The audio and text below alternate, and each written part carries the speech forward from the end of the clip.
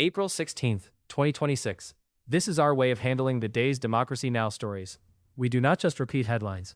We take the event, strip it down to what matters most, and pull out the deeper lesson hiding underneath. Story 1. The Senate refused to rein in Trump's war powers over Iran, and it also voted down efforts to stop more weapons sales to Israel. The deeper takeaway is that institutions tell the truth about themselves when the stakes are high, not through speeches, but through what they refuse to interrupt. Power is most visible in the violence it is willing to keep funding. Story 2. Iran threatened to widen its blockade beyond Hormuz unless the United States lifts its own naval blockade, even while both sides still talk about diplomacy. The deeper lesson is that modern war does not stay inside battle maps. It moves through shipping lanes, fuel costs, and crop calendars. A choke point in one region becomes a household problem in another. Story 3. In southern Lebanon, paramedics were killed in a triple-tap strike, and the last bridge linking the south to the rest of the country was reportedly severed. That matters because war is not only about who gets hit. It is about who can still move, who can still rescue, and who can still leave. Once roads, bridges, and emergency crews are taken out, survival itself becomes harder to organize. Story 4. In Gaza, people were killed near a camp and near a school, even though a ceasefire was supposed to be in effect months ago. The deeper truth is that a ceasefire on paper can still function like a war in practice. The public should pay attention whenever a conflict keeps its diplomatic label, while daily life keeps absorbing death. That usually means language is being used to hide continuity, not mark a real change. Story 5.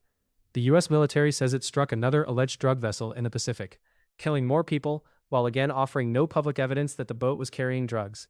The deeper lesson is that once the state creates a broad enough category, like narco-terrorist, the evidence threshold can collapse.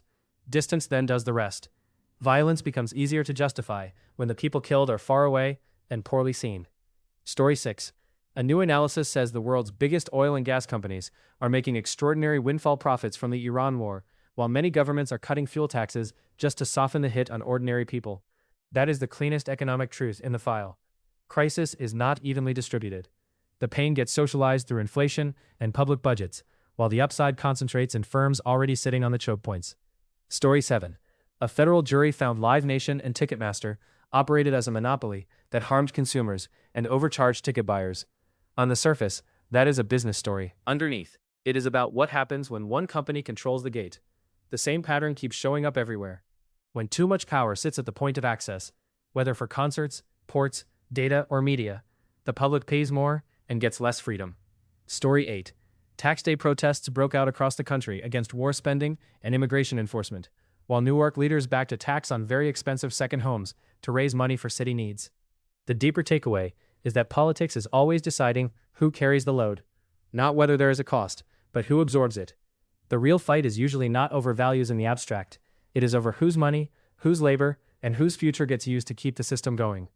The through line today is simple. Systems under stress do not just become harsher. They become more revealing. They show who can stop violence and chooses not to. They show who profits from instability. They show who controls the gate, who gets priced out, and who gets left exposed. That is the deeper story under today's headlines.